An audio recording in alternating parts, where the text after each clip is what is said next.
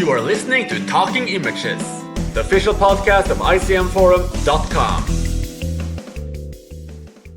Welcome back, everyone, and brace yourself for our undoubtedly most negative episode to date as we reveal the films we hate.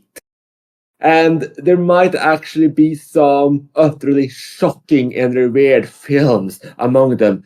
In fact, I know one of my favorite films will be mentioned in this episode, and I'm bracing myself for it. Which begs the question, what is it that makes a film that bad? And what do we mean when we say a film is the worst film ever? Do each of us have an undisputed pile of crap? Or is it more of a blob of 1 out of 10 ratings, all stinking it up just as bad? Oh, and how many films do we actually hate? Are we just hateful people in general? And perhaps even more importantly, do we hate these films for different reasons? Could there be a secret ingredient of sorts that makes a film pure torture? Or is there some kind of undefinable quality lurking around every corner, just waiting to ruin our day? It could even be that morals and ideology play a part here, and that one or two things just destroy a film for us completely. And of course, then there's just the question of complete genuine boredom that leaves us barely alive in our share. So there's a lot of different ways to hate films. There's a lot of different reasons why I'm sure my co-hosts hate the films they have chosen. So I think that we just need to bring them all in here, because obviously when you look online, you see countless posts, tweets, etc. about XYZ film just being the worst movie ever. But what does that actually mean to each of you?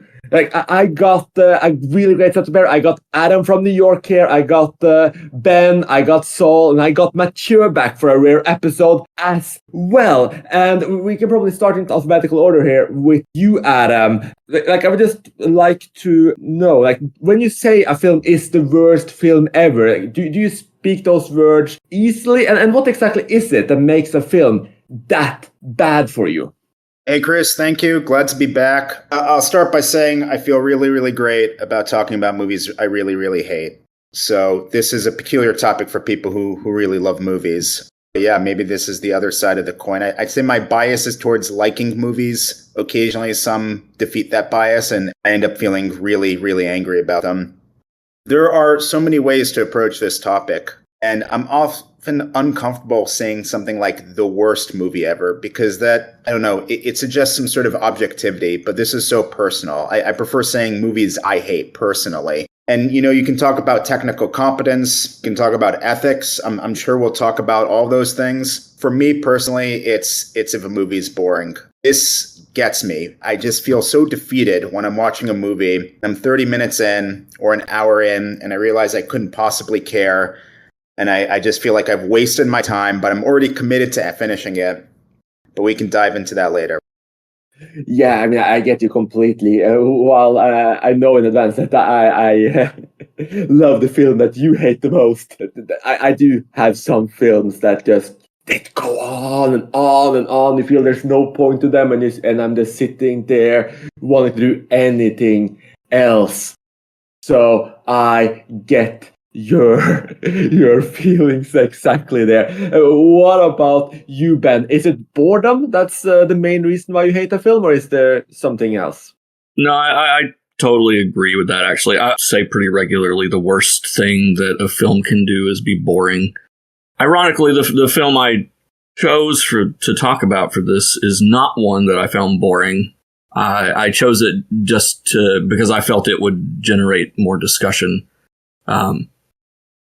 In general, though, I'm like Adam. I don't actively go after films. I don't go into a movie hoping it's awful so I can hate it. I try to find, even in mediocre films, I try to find some positive aspects to them.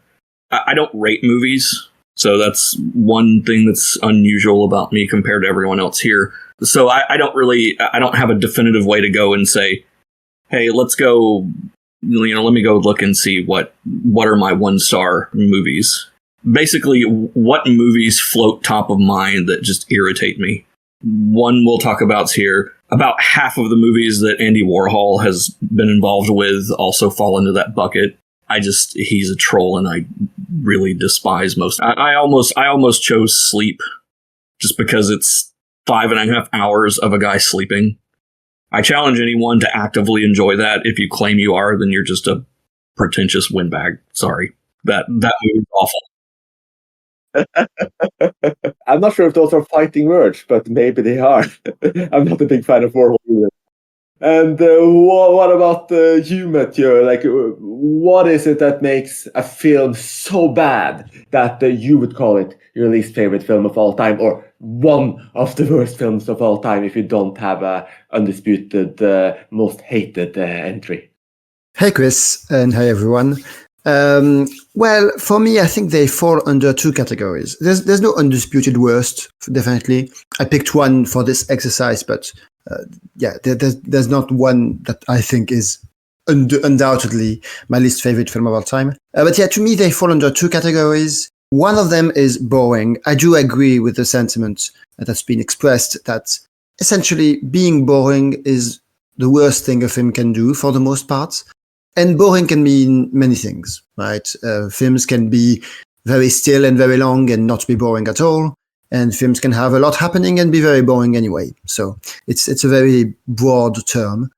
The other thing, though, and I think that I do find that in most of the films I've rated very low, is a moral issue I have with the film. A film that I both dislike for aesthetic reasons, but also I think the whole point of the film is something that I feel is wrong. I think it's a combination of those two elements that you find in what I would consider to be the worst. Right, so now we have a decent bit of dynamics there. We have Adam just can't stand being bored. We have you with the moral issue. We have Ben, which is somewhere in between, and picked one he just thinks going to spark some conversation. So that's going to be interesting to jump to. But we also have Saul left here. So Saul, what is it that makes a film that bad for you that you would call it the worst or one of the worst films ever made? I would probably generally abstain from calling films the worst ever made. I guess the reason for it is that with my rating system, I don't really give that many low ratings out. I did when I first got into cinema, so I have got one film that for the last 20 years I've called the worst film I've ever seen, and I did rewatch it this week just so I could have it fresh in my mind to talk about. But I mean, I was looking at my Letterboxd rating, and 96% of the films that I've logged since joining Letterboxd in 2019, 96% are either 2, 2.5, 3, 3.5, or 4 stars. So I barely ever give anything less than 2 stars. I just don't really feel the need for it. Like 2 stars already shows me that I wasn't very interested in it. So I mean, I've given out a few 1.5s, a few 1s. I've got 1/2 a star due to the film that I watched this week, but I don't really have that need to give low ratings out. So for me, it's not really much of an issue. I have got a nominal worst of all time because I did give it 0 stars when I first saw it 20 years ago, but I don't think I've given any films 0 in the last 20 years. And I think it's been more than 10 years since I've actually given a film 1/2 a star. So in the last 10 years, everything I've seen has been 2 out of 10 or above for me, just because I don't feel that need to really get that deep down. But in terms of what makes the film the worst, a lot of you guys have talked about films being boring, and Mature even tried to sort of expand on what boring means. And I guess I can't disagree with that. If a film is boring, then obviously that's got to really knock it down for me. But I guess for me, it's looking at why it was boring and what about it that, for me, it made it something which I wasn't engaged with. And I guess the things that I find makes films really bad for me, ones which I'd give 2 stars or below 2, would be films that are narrative films, so they aren't experimental, but narrative films where there's no narrative drive. So there's a story, but there isn't really anything happening in the story. That's probably going to be my number one gripe, because that's very annoying when it actually is a narrative film. There's no narrative drive there. But the other one is technical incompetence. I mean, most of the films that I've given 1 or 1.5 stars to in Letterboxd are films that have just got really bad camera work or editing or really poor lighting where you can't see things. If a film's really technically incompetent, it really does knock it down for me. I actually don't have the same sort of moral outrage that Mature has, where he's talked about films where things are just wrong. I mean, there are films that I feel a bit queasy about, including his film that I watched today, the one that he selected as the worst. There are films which I think are morally queasy, but if it's technically well put together, if it's well acted, if there's some good music in there, it's not going to be like a 1-star film for me. It really, if it's a narrative film, it really needs to have no narrative drive. It really needs to be technically incompetent for me to be able to give it a really low rating. I think I'm very much in line with you here, Saul, because I'm a very visual person in a lot of ways. If a film is extremely boring or fairly boring, like I'm sitting there, like when is this going to end, and I'm looking at the clock, but it is really well shot and it's fairly well acted. Maybe it has some good music, like you said. Like there's no technical incompetencies, etc. It's just dull. Like that's not going to be a 1 out of 10 for me. It's not going to be a 2 or 3 either. That's probably going to be a 4 or a 5 even. Like depending on just how well those elements are done. For me to be a 1 out of 10, it kind of has to fail at pretty much everything. I do rate films. Unlike the Americans, interestingly. Both of the people who don't rate films in this episodes are Americans. But I'm trying to think like what goes into that 1 out of 10, what goes into a 10 out of 10. And I kind of like to think of them as opposites. So usually like my 3s are bad, my 2s are terrible, and then the 1 is kind of like the equivalent of the masterpiece for me. And the 1 out of 10 are just films I find, I like to say, disgustingly awful. They're films that genuinely feel like torture. I'm not just bored. I feel like I want to tear off my hair. I feel like I can't go on. Maybe I have to pause them multiple times. So, like I have this thing that if I start a film, I don't want to not finish it. Like that almost never happens. So I'll grudgingly go through it. But there's very few films I absolutely hate. Most of the films I hate are films I've seen with other people. Because when I watch films alone, I tend to only choose films that I think I'll like or that I think are interesting in some ways, and they will usually have something. There'll be something there. But as a lot of people who know me knows, I'm not a fan of So Bad It's Good. I'm not a big fan of cult. I'm not a big fan of like really low budget horror movies. And what I see time and time again, like when I scroll through my least favorite films, and I only have 57 1 out of 10 films out of over 10,000 films seen. Like it's like 0.00 something percent. I don't hate a lot of films. Maybe a little bit over 2% I've given 2 or less. There's a few acclaimed ones among them, mostly experimental. So I'll reveal that a little bit later. But almost all of the films I hate are low budget horror films, often with these grotesque effects that make me queasy, terrible acting, terrible effects, and just generally things that makes me want to either throw up or just feel awful at the end. So I don't have a true least favorite film. The film I picked today is more emblematic of all of the films I hate. And since unlike some of these people actually were masochistic enough to sit down and rewatch the film they hate the most in the world themselves. But I do have a surprise for you. So did we. So we have actually sat down and watched each other's least favorite films of all time. And, well, not all. I didn't rewatch all of them. It would be a bit torturous. But we will have some discussion on each of our least favorite films. So I'd like to add a little bit of a drum roll. And starting with you, Adam, reveal it. What is your pick for worst film ever made? Yeah, so my pick is a Taiwanese movie from 2003 called Goodbye Dragon Inn. And for those who haven't seen it, it's a movie set in a movie theater. If I recall correctly, it's closing movie theater, and it's showing a movie called Dragon Inn, King Hugh's martial arts epic from the 1970s. And I think this is a good example of what I earlier termed boring cinema. I just remember, it's been a while. I saw this movie originally for a film theory class in grad school, which is, always risky as a basis for seeing interesting movies. I just remember that I felt like there was no sort of narrative drive, as Soul so beautifully put it. It's not just that it's slow; it's that it's lacking narrative interest.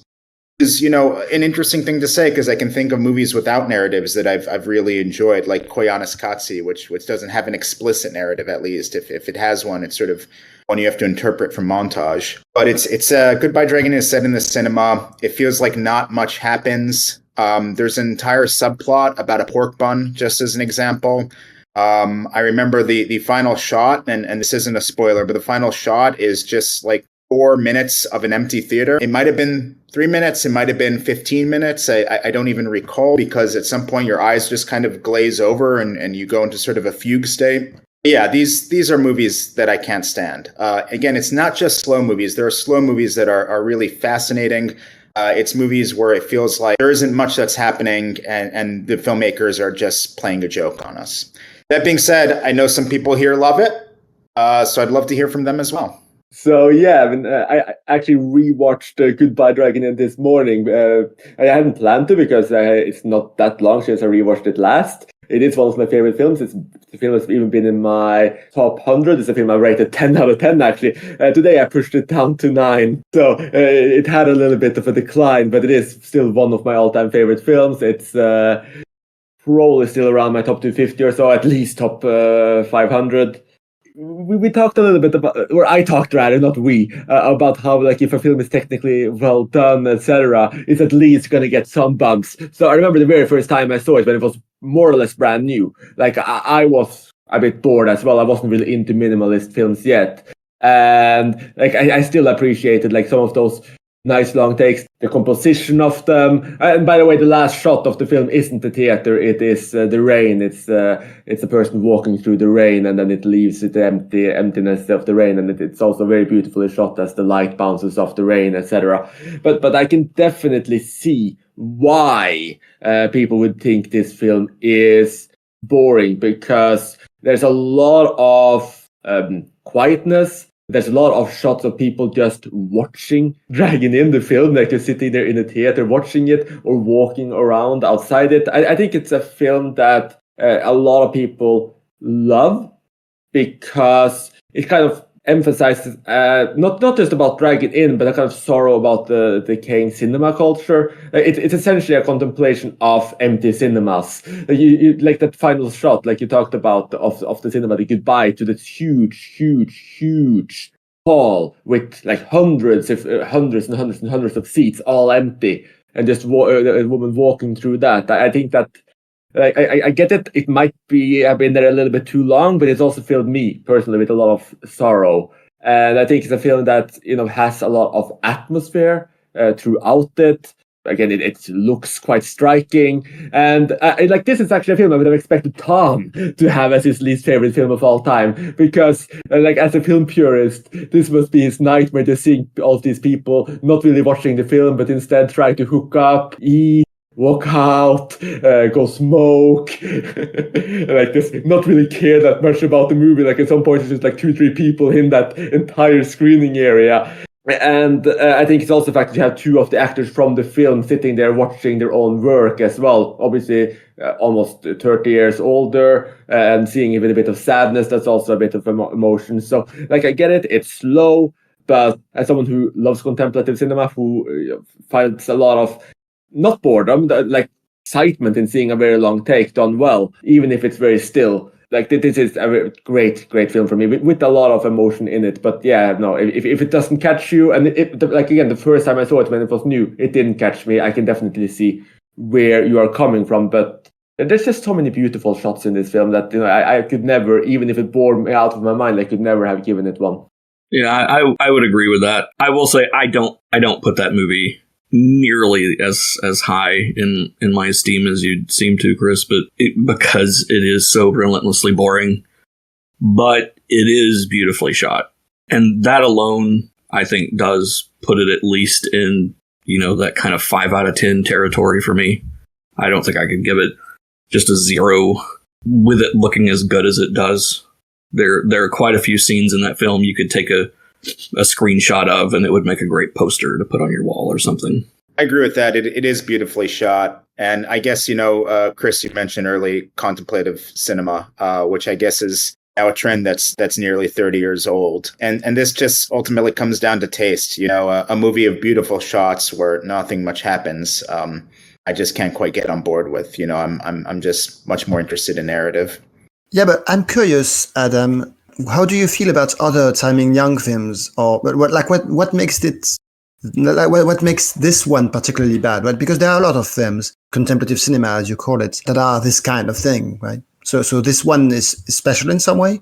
Well, I haven't seen any other movies from the director, so this is the only one. But you're right; there are so many more movies that are sort of a similar temperament.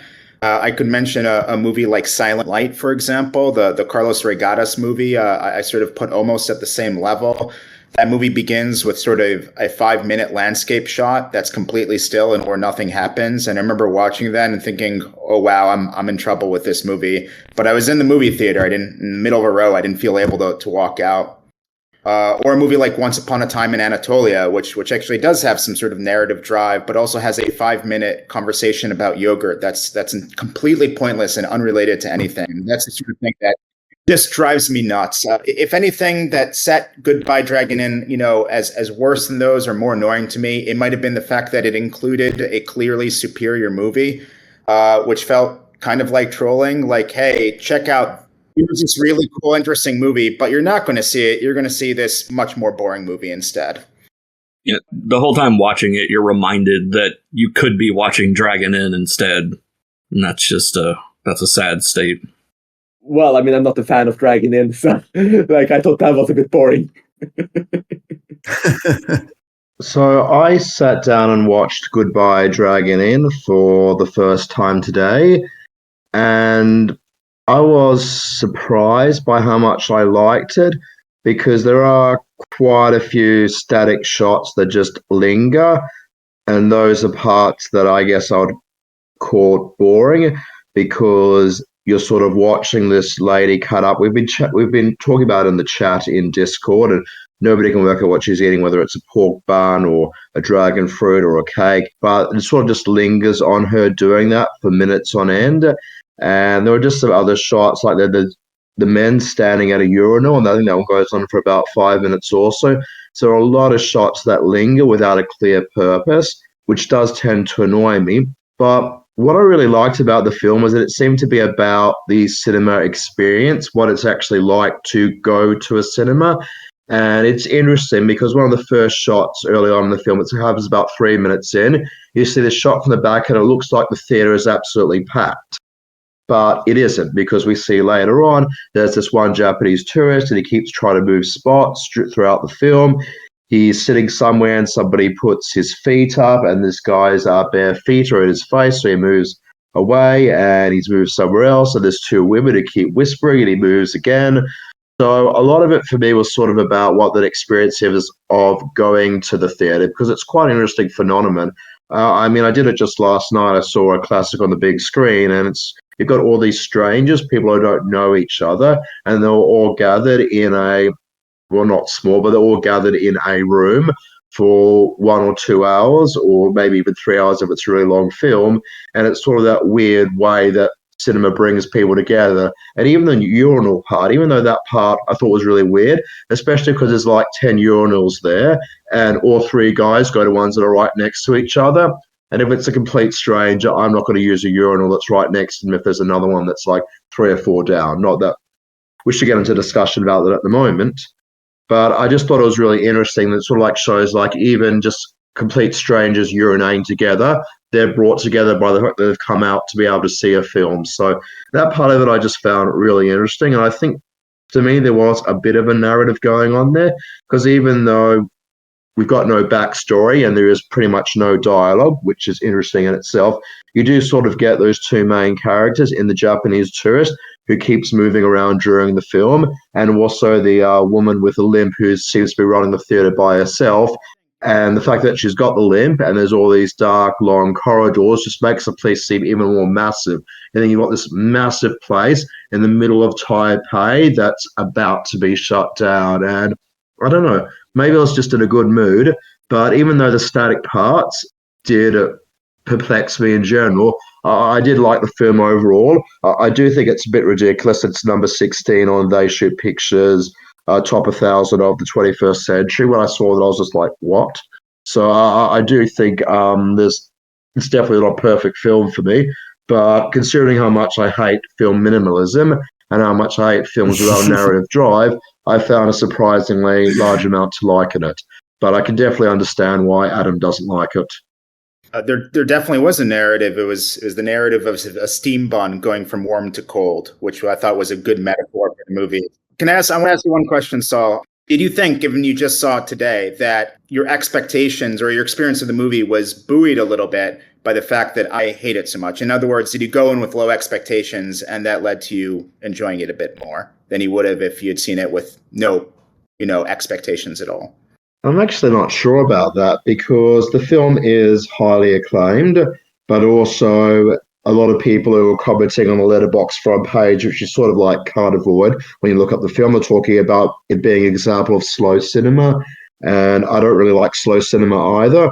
So I don't know if it was so much you. I'd love to say you're the biggest influence on my film going experience, but I'll just say, knowing that it was an example of slow cinema, I was going in thinking, crap, film minimalism, I'm going to absolutely hate this. So I did go in with low expectations. You calling it the worst may have helped that, but it was probably, I think, just knowing there was an example of slow cinema, I was expecting not to like it, which maybe is why I did like it, despite, I admit, finding some parts of it boring when I couldn't understand why those static shots were lingering for minutes on end. It was sort of like, I know how Adam, the other Adam from Scotland, felt when he was watching Satan's Tango and decided to fast forward through that cow stouting there, that story he shared with us. I mean, I didn't fast forward through the woman like eating the dragon fruit or cake or bun or whatever it was, but I was sitting there going, okay, yeah, this is why some people do fast forward films. That's what went through my head. I do think it all gets down to what is boring or not to us, right? I think what I like in those films, I haven't seen Goodbye Dragon Inn, but I've liked some Simon Young films. I love Once Upon a Time in Anatolia. At the same time, there are others like Apichatpong Verastakul I don't really vibe with in a similar style. I think in those films, what makes them great for people who love them is that it's kind of like a choose your own adventure, right? You're kind of finding your own narrative in there, or at least that's kind of what is engaging to me about a film like that. And it can be a bit frustrating when you're like, there's not enough to grab onto here. He's just making me do all the work and just sitting back. But anyway, yeah, I do think it gets at that core idea of what is or is not boring to us. Now that was a pretty good discussion.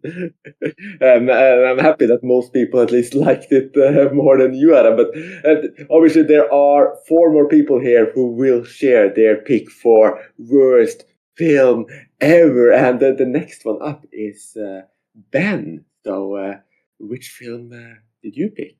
So in addition to disliking a movie because it's boring, there's one other type of film that can engender hate within me. If I sense that the movie is trying to pull a fast one on me and be manipulative, I cannot stand the idea of being manipulated by a film. It disgusts me in a way. So I just for this discussion, I chose Goodbye Uncle Tom, which is directed by the guys that did Mondo Cane. It plays out like a super racist exploitation Peter Watkins film. It essentially posits the idea that in the Civil War South, pre-Civil War South. A documentary film crew goes around and films the treatment of slaves and the slave trade. And it's a deeply unpleasant movie to watch. It is filmed well. That's part of what irritates me so much about it.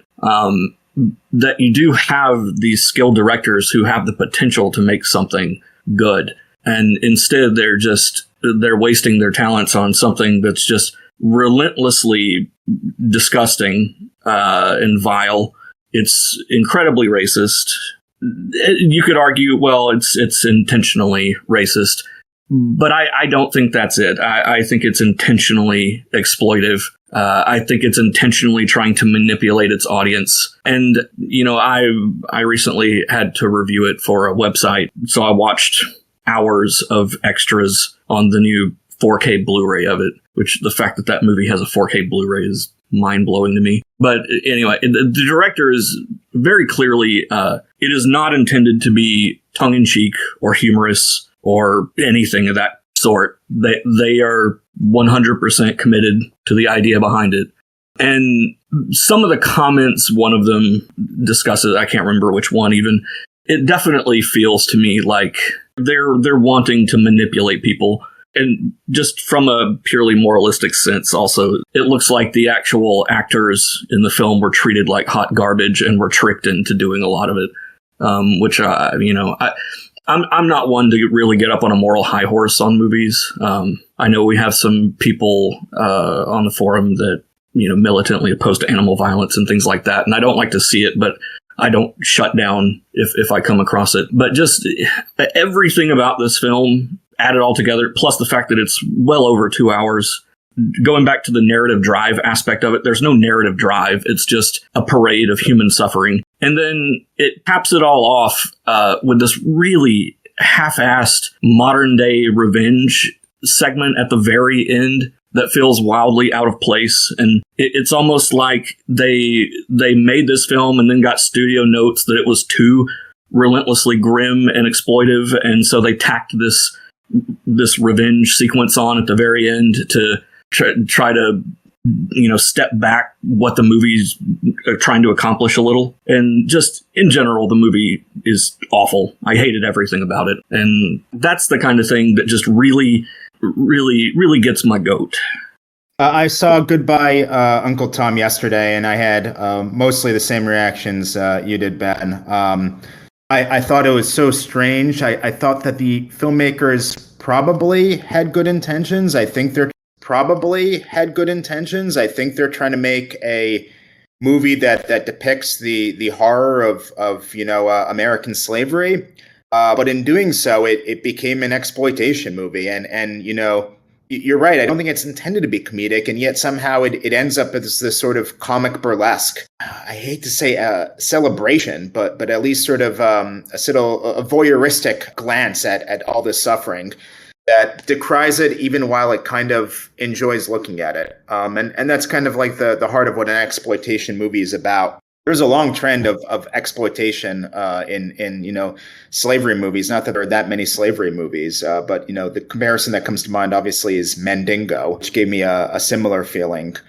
The whole movie is peculiar, and you get to the topic of, was it not just an exploitation movie, but was the filmmaking itself exploitative? Which I think raises really an interesting point of how much do we judge a movie by sort of what went into the movie? You could talk about movies that have literally harmed people, something like The Twilight Zone, which, people debate endlessly just how derelict and irresponsible that movie was. But the main point is that movie did kill people. The result on screen might have nothing to do with the process that went into it for some people. But, you get to that sort of moral question of, who suffered for this movie. I don't know the full story behind Goodbye, Uncle Tom. I certainly saw on, Wikipedia that Siskel and Ebert said, this was terribly mistreating people.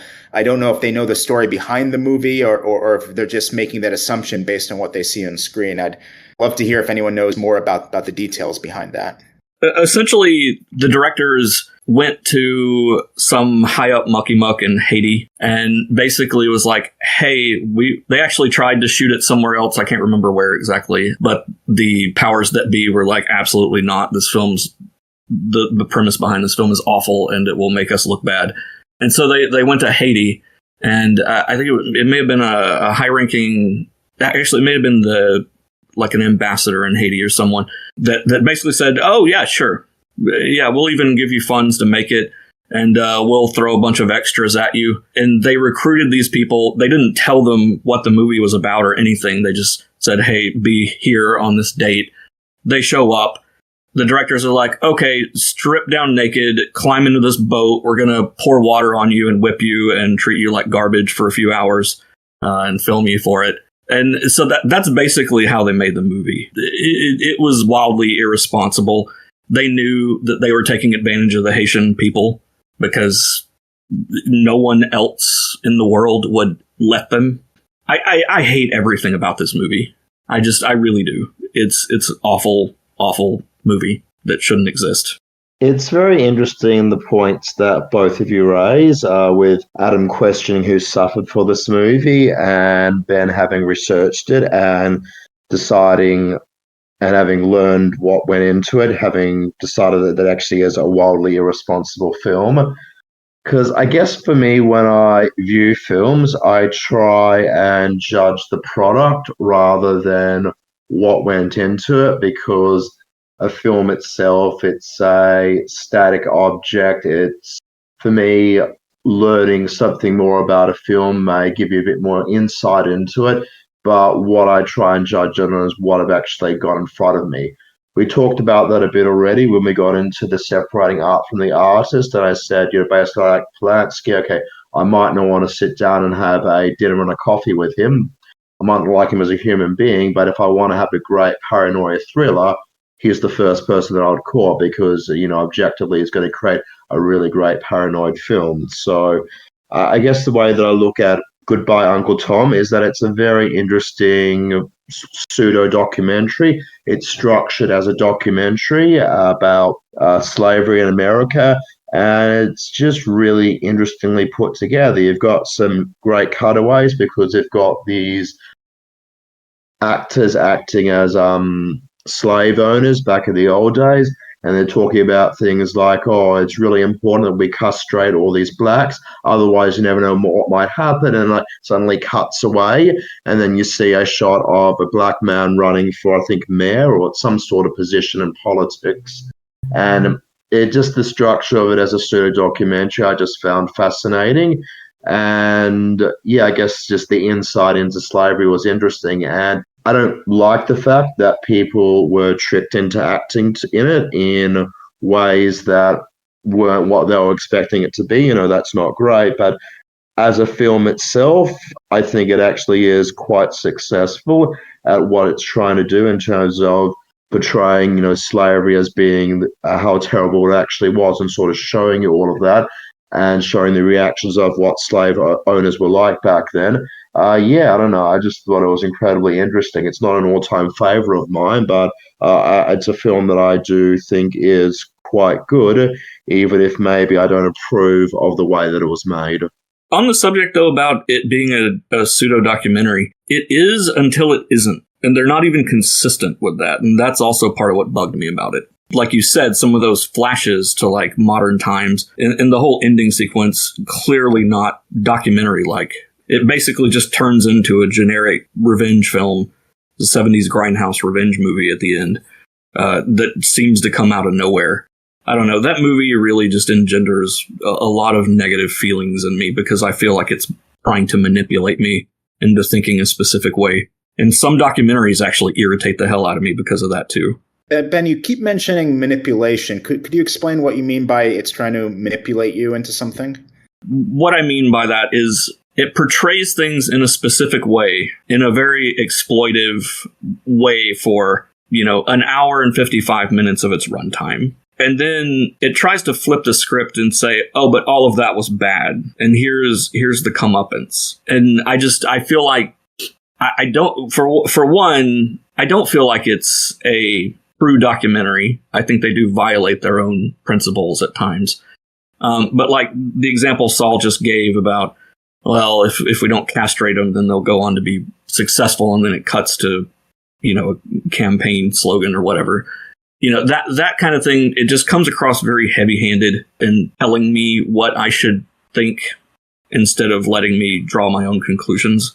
So did you also think they were dishonest, right? Because to me it sounds like they're trying to make a point of depicting slavery and the mistreating of slaves, and kind of making a revenge plot with that.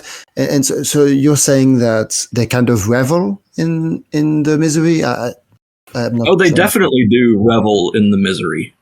And I get the sense that they didn't even really know a lot about slavery. I think even one of them commented something to that effect when they in the documentary about it. There are times where it seems like things are put in there to be intentionally exploitive, whether it was true or not, or are heightened in such a way as to be exploitive. And I don't know. The movie just left a very bad taste in my mouth. I have to partly disagree with you there, Ben, just in terms of the filmmaker's knowledge. I think they clearly did some historical research. I mean, just to take some examples, some of the people mentioned in the movie, there's a character named Stringfellow and another named Samuel Cartwright. These are actual historical personages of mostly forgone today, but were important figures in sort of the debate around slavery in the early 1800s. And some of the things that the characters say in like the first scene where you get these Southerners defending slavery, I mean, that's completely accurate from the debates of around slavery at the time. On the other hand, you're also entirely right that a lot of it is done just for exploitation. So it's trying to depict the horrors of slavery, but also kind of enjoying it, which makes me feel very, very queasy. And I think that's what really bugs me about it. I don't feel like it is just a fly-on-the-wall documentary. I feel like the filmmakers are reveling in it. Like the way the cameras are moving, zooming in, that they really seem to relish these reprehensible acts. And I think that's what bugs me about it. I'm actually going to jump in and say the opposite. I think that the fact that it's reveling in these acts is the best thing about it, to be honest with you. I mean, I tend to absolutely hate or be generally disinterested in exploitation films. But I think that there's this kind of level you can get to where it's so extreme that it suddenly becomes good or interesting again. Goodbye Uncle Tom is essentially, to me, I mean, it's nowhere near as great, obviously, but to me it's comparable to Solo, Pasolini's Solo, in that it's essentially torture porn. It's like, it just takes human evilness and wickedness to an absolute extreme, and it goes on the nose. Like, there's just what you're describing as manipulative and just being too blunt. Like, that usually doesn't work for me at all, but I think that at the point where it gets as exaggerated as this, it starts to become a positive. And that's something I'll mention a little bit when I talk about my pick for worst film as well, because there is a line like between trashy and self-aware and flipping it completely to the other side, and suddenly it's a masterpiece. Like, there's a line from John Waters who I love to like a lot of the films I absolutely detest. And here, this is Locke.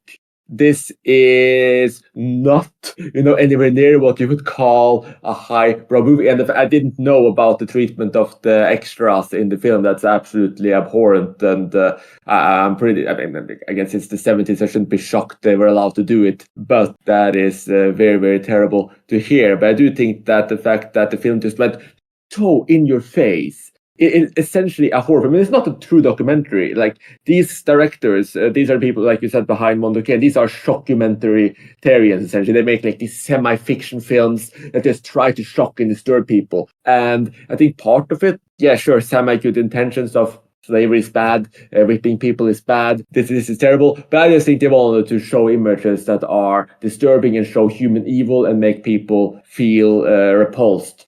And to that extent, they succeeded. And as I mentioned earlier, or actually, as even Ben mentioned earlier, I didn't say it, the film is very, like, it's well shot, it's well made, so that already bumps it up a little bit. You have its ability to kind of jump into like really carnal feelings of revulsion, and like it activates you emotionally. And I just think that when it goes to that height, like you said, that they didn't want to make something that's funny or tongue in cheek, and that's fine. I mean, I actually saw it a bit more as tongue in cheek, but I guess that's the side of schlock as well when you do it that way. So I thought it was a very good film. Like Saul, I thought it was interesting. I thought it kept me on my toes. Like, it's definitely a bit all over the place. That tacked on ending doesn't fit as well. But like, I think once you compare it a bit to Peter Watkins, like, this is the B-movie schlocky version of Peter Watkins essentially, and that's interesting to me. So I like the film, and like I said, I don't like exploitation films, but when it comes to exploitation, this is one of the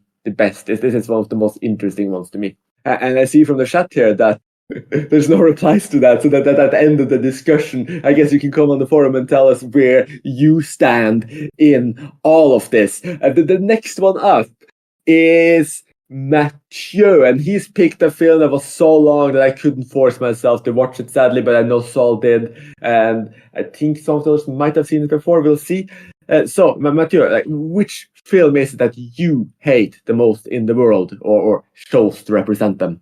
So I came in a bit last minute to this episode, which is why I haven't seen most of the new movies. And the film that immediately came to mind when seeing the topic was a Bollywood film called Rang de Basanti, which I actually don't know what that means. It's an Amir Khan film, and I do in some way feel a bit bad about picking it, because I do think Bollywood films get a bit of a bad rap from people like us, right? Because we're Westerners. When we choose to watch Indian films, or just generally films from different cultures, the people who tend to do that tend to be a bit snobbish in their tastes, and I think we all are to some degree. So we end up not liking these big mainstream blockbusters. And there is a bit of that, but Rang de Basanti, I think, has a lot of issues. Part of it is aesthetic. I do not get Amir Khan. I'm sorry. In India, please explain it to me. I do not get it. I do not understand why this guy is an icon. He plays roles that he's 10 years too old to play, and it clearly shows. He's kind of funny sometimes, but also mostly obnoxious and really not that charismatic. And he's supposed to be very charismatic in all of his films. All of his films are in some way a glorification of his character. And that is an issue, because I don't find him charismatic. I just generally think the acting is not great. Especially, this is one film with a British character, so that they took a British actress. It really feels like it's a random British student who was on their gap year in India, and they picked her off the streets, and that's what her acting ability reflects, I feel. But generally, the film, you watch it, the first 2 hours of it, it's kind of mediocre masala film, right? It has elongated dance numbers, which are not great in this case. It has kind of uninteresting and undistinguished characters played by pretty poor actors, but it's not awful. However, it turns quite a bit in the last hour, and it becomes kind of a political screed against corruption. And now the whole film is structured around these young Indian people discovering the history of their country, essentially, and discovering these old nationalist icons from the early 20th century who were rebelling against the colonial order and who died violently, essentially. And they're clearly inspired by these people to do something about the corruption in their country now. And what they do is, I guess it's a bit of a spoiler, but it's hard to discuss this film without it, is that this film essentially advocates for political assassinations. It says that if you think there is an issue in your country, the solution is to kill people. That is the solution. And at no point really does it nuance that point. It is just what you should do. You should just kill people. Doesn't matter if you have proof. It will make things better. And so you combine that with this very long film that is, in my opinion, aesthetically very mediocre, pretty poor, really. And you talked about manipulation. I think this film really shocked me in a way because it is very popular and because I find it very insidious that it is advocating for this kind of political violence while being this huge mainstream big tent thing that will attract a lot of people, that will receive this message. That is, I think, what is so repulsive to me in that film. So yeah, it's a combination of aesthetic mediocrity with something I find morally really, really revolting. So I watched Rang de Basante, or I don't know if I'm pronouncing that correctly. I watched the film for the first time today, knowing that Mature had it down as his worst of all time. So I entered it with some trepidation, and I actually was really enjoying it at first. It's quite interesting. The whole basic idea of it is that they find some completely apolitical university students. They actually tell the filmmaker towards the start that patriotism is so boring and they have no interest in actually being in a film that promotes that. But the basic idea is that throughout the course of the movie, they become politically active because they start to get invested in the characters, the historical figures that they're playing. And I just found that interesting on sort of the same wavelength as A Double Life, the 1940s film with Ronald Colman in it, in which he sort of becomes the character that he's playing. I thought that basic idea to me is fascinating, that you spend this much time rehearsing, playing a character that suddenly you become that character. So that part of the film I thought was really strong. However, I did feel a little bit of moral queasiness with what Mature has mentioned towards the end and how the film basically is a pro-murder or a film that's sort of like it's about justifying murder, which I do find really queasy and just sort of rubbed me the wrong way.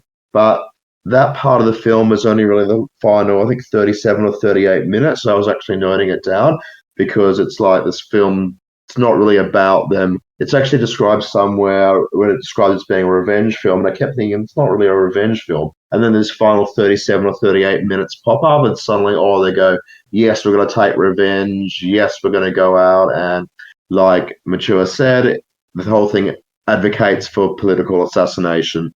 But the thing is that I was enjoying most of the film. So look, overall, I did give it a positive score. For me, it's a weak 6 out of 10. Maybe a strong 5 out of 10. I thought it was an okay film because the music was definitely great, as you expect in a Bollywood film. The characters were likable, or at least until they started becoming murderers, they were quite likable. And I didn't actually find it aesthetically mediocre. There were some really cool parts in there, some really great low camera angles. I mean, there's the iconic part of them jumping up to the plane, but just otherwise you're in fights or whatever, you've got some really cool angles. And there's a really great part where they're discussing about becoming politically active, and the camera sort of tilts during the conversation. It's sort of like tilting at the same time that their minds are changing about becoming politically active. So it's not an absolutely amazing technical achievement film, but I thought it was quite technically competent, and the story was definitely good. But yeah, that part towards the end definitely left a bit of a sour taste in my mouth, but not sour enough for me to be able to call it the worst film of all time. So I 100% agree with Matthew on Amir Khan. I don't get him either. I think he's a pretty mediocre actor. Whenever I conjure up an image of Amir Khan in my mind, it's him looking off into the distance with his eyes red rimmed, and he's got a single tear rolling down his cheek. That seems to be like his default mode of I'm sad. Yeah. Like I just and he adopts that pose in like nearly every movie he's in. I absolutely hate PK. That's another one I could have chosen for this. That movie especially is one of the most manipulative, saccharine piles of garbage I've seen in a long time. But the thing with Rang de Basante, one, it's incredibly heavy-handed. Some of these camera movements Saul's talking about, I see that in a lot of Bollywood movies. They basically physically want to impress upon you what's going on with the character's motivations.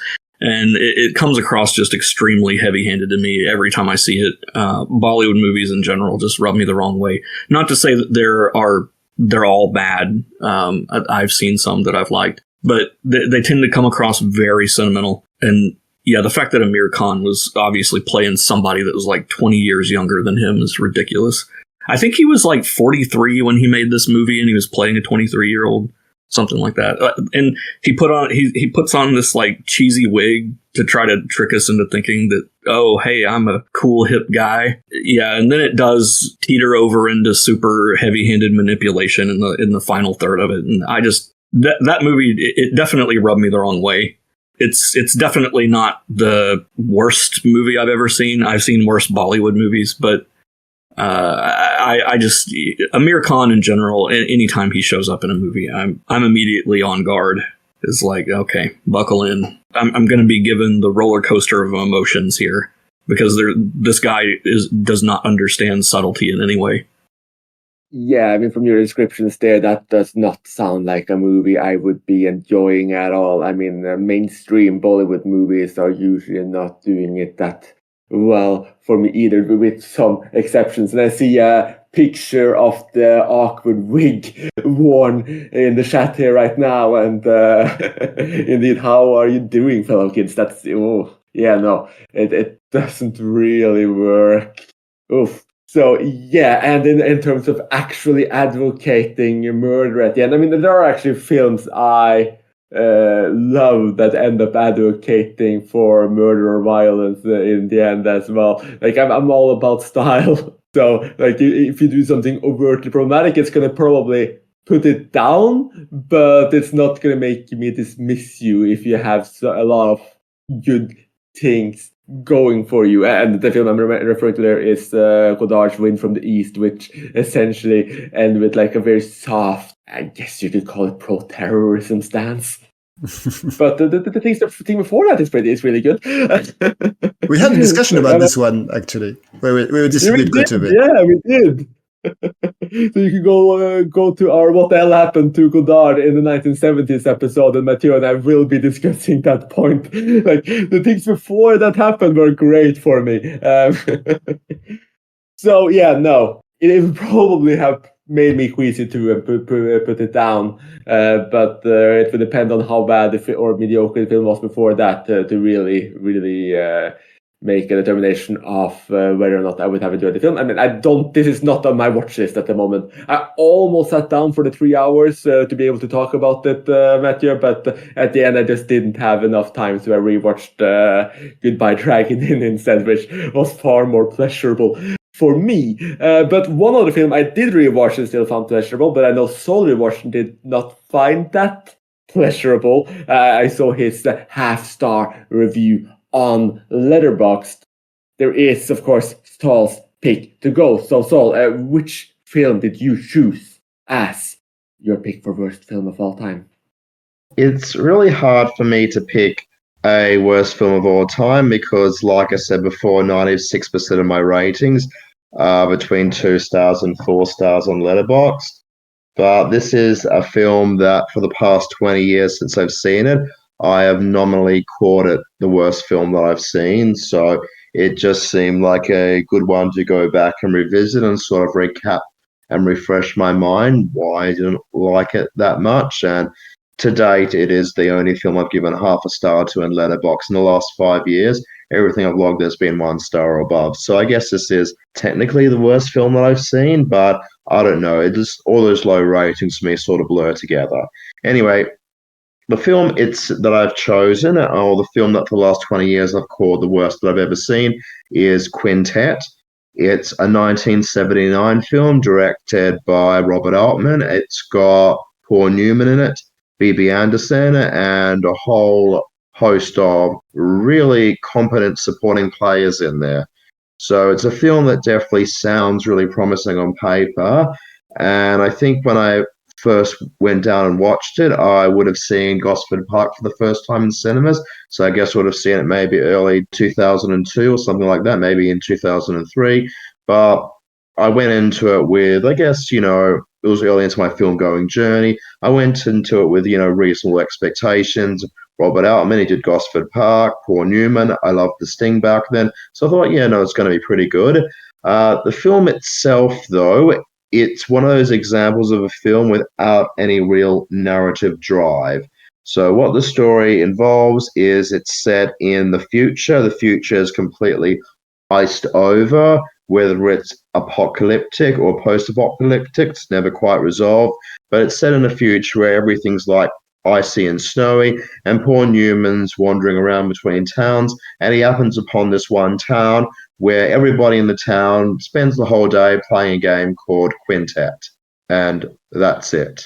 There are a few other parts in the film where he's sort of wandering around between buildings, and there's some high camera angle shots and looking down at him as he's going out towards a river. But until the final 40 minutes of the film, this is a 2-hour film. So for the first hour and 20 minutes is just a whole bunch of people sitting around and playing a game called Quintet. And the cherry on the top is that the rules of the game are not even explained. And I kind of like that idea in itself. It's kind of like a cool idea that Robert Altman has decided, okay, I'm going to put this game, I'm just not going to explain the rules at all.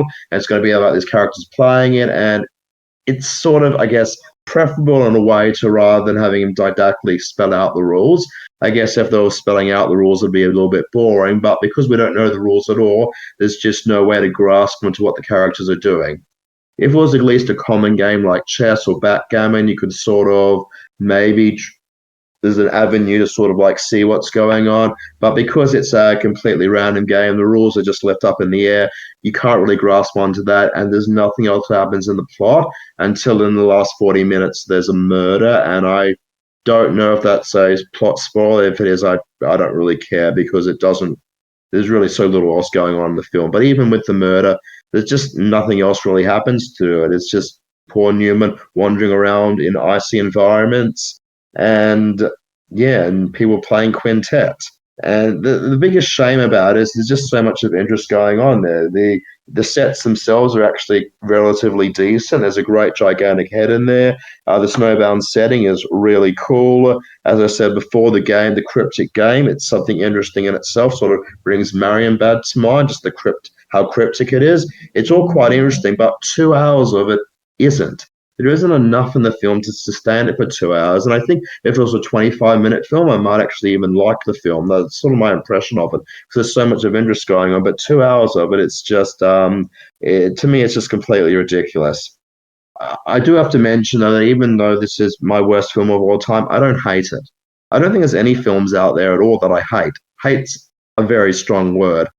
I don't hate Quintet. I don't think I could even if I tried. It's part of me. It's part of my journey as a film goer. I've had this for 20 years as my worst film of all time. So I guess I sort of even like the film because it's part of me. It's sort of part of what defines me as a film goer. So I don't hate the film, but it is definitely the worst film that I've seen since I've joined Letterboxd. Oof. So yeah, that's a very very, very harsh critique of a film. I actually think it's really good. I don't love Quintet. It's a bit slow. It's not actually 1.5 hours until the first murder. I mean, there's some explosions, not that long into it, but it has like this half hour or so build up where Paul Newman is going to the town, trying to find people in the town, and you have some flashes to these people playing this game Quintet, and you're kind of just sitting there, okay, where exactly is this going? Like, it looks pretty good. I actually absolutely love the effect there. I know you said it was a bit dull in the chat because it's just used consistently throughout. But yeah, that was in my Letterboxd review. Just the frosted window look of it, where like it's got like this like blur on the sides of each frame. I don't know how they did it. One of the reviews said it was like they put Vaseline on the frame, and it's an interesting idea. But I like it in theory. But 2 hours of every single film, every single frame looking like a frosted window is just way too much. I mean, the first few, it's sort of cool. It's like this is showing how cold it is, but everything looks equally as cold because it's the same amount of frost on every single frame. So it's a good technique that, again, like I said before, I'd love to see in a short film, but 2 hours of it was too much. Yeah, I get that. And yes, they used some kind of cream to smear the edges of the lens to get that cold. I mean, I've just really loved that look. It's something they used to do in the silent era a lot. I get why you would say that, it's like since it's used so much, it kind of defeats the idea that it's that cold. But the essential idea of this film is that it is not really a post-apocalyptic dystopia, it's an apocalyptic dystopia because like the apocalypse is coming very, very, very, very slowly. Like the entirety of human civilization is freezing away. We're essentially entering a new ice age or something else has happened, but it's just getting colder and colder.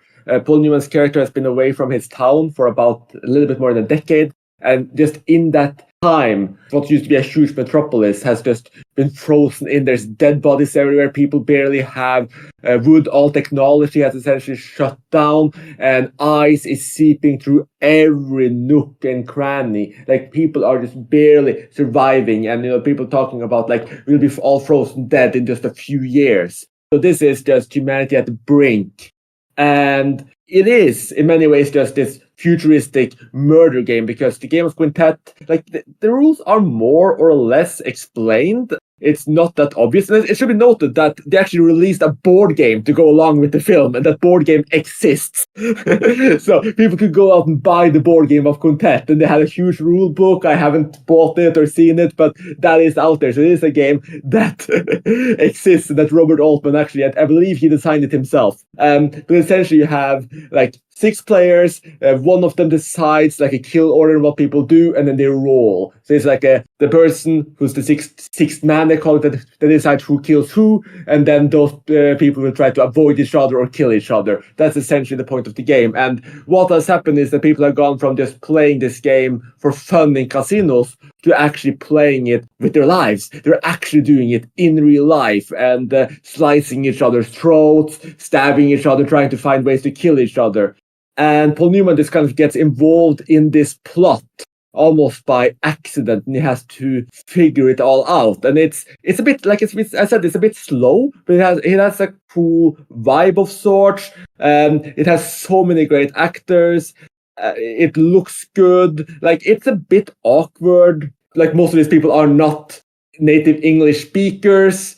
I know a lot of you had a big problem with it. I didn't have a huge problem with it, but it's there. And then it's also just the fact that it's not camp, it's not trying to be camp, but there are some parts in there that are really a little bit off and awkward. So if it had played it up a little bit more, been a bit more comedic, had a bit more life in it, been a bit more maximalist, like this could have been a really, really, really fun film. But what we get instead is kind of like a semi-existentialist thriller.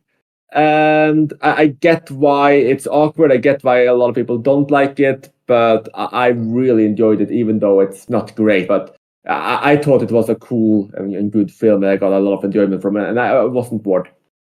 Cool film. Is that intentional? It was not, but thank you. You know, a lot of what you just described, Chris, sounds interesting. Quintet just isn't. I do like the aesthetic, but man, it is really slow and pretty dull. I think Robert Altman is just the wrong director to make that movie altogether. But I will say it's not even his worst movie. Pret-a-Porter is easily worse than that. That movie was hot garbage. The most clever thing about it was an extended doggy-doo running gag and a nude fashion show, which doesn't even make sense. It's just it was just a wrong-headed satire from beginning to end. But yeah, Quintet, I think conceptually is interesting, but the way it's executed is just not. I don't have too much new to add. I sort of agree with everyone else. On paper, the concept, everything here is cool and should make for a great movie. You know, if you just saw in the abstract, this is sort of a murder thriller set in an icy wasteland, directed by Bob Altman and starring Paul Newman and a bunch of other actors you love. I'd be so excited to see that movie. And the result is just so boring and so uninteresting and so confusing. There's a point where one character says, and I wrote this down when I heard it, "With all due respect, Redstone, I don't understand what you're talking about." And I thought at that moment, yeah, that sums up my feelings about this movie. I don't quite understand what's going on. And what I do understand, I don't care about. I don't care about these characters or their travails, which is is really bad because, you know, they're in this sort of icy death situation, which is inherently compelling. The concept itself is inherently compelling. I'm very intrigued by the idea of what people do as life itself collapses. There's a movie called On the Beach, which I don't think is great, but I think is an interesting exploration of these ideas. But I will say On the Beach is better than Quintet. fair enough. It's also, I mean, I thought the original novel, which I've read of On the Beach, was even more impressive than the movie. But yeah, the resultant Quintet is confusing. It's dreary. It's boring. It makes very poor use of really excellent actors, and I just found it very disappointing. I would like to point out, as I'm both a film fan and a board game fan, I did look up the Quintet board game on BGG, which is the board game equivalent of IMDb. I'm sad to say it only has one rating of 5 out of 10. Only 10 people own it. It does not seem to have had a huge impact. It was from the 70s, though, so I guess most of those aren't. I think in most countries it wasn't commercially available. From what I read, it was only sold like commercially in Brazil. Yeah, Otherwise, I'm seeing that too, which is weird. Really? Wow. Yeah. Or there's a possibility that a lot of people played it, but they were all murdered shortly after playing it. Yes. Yeah, that makes sense.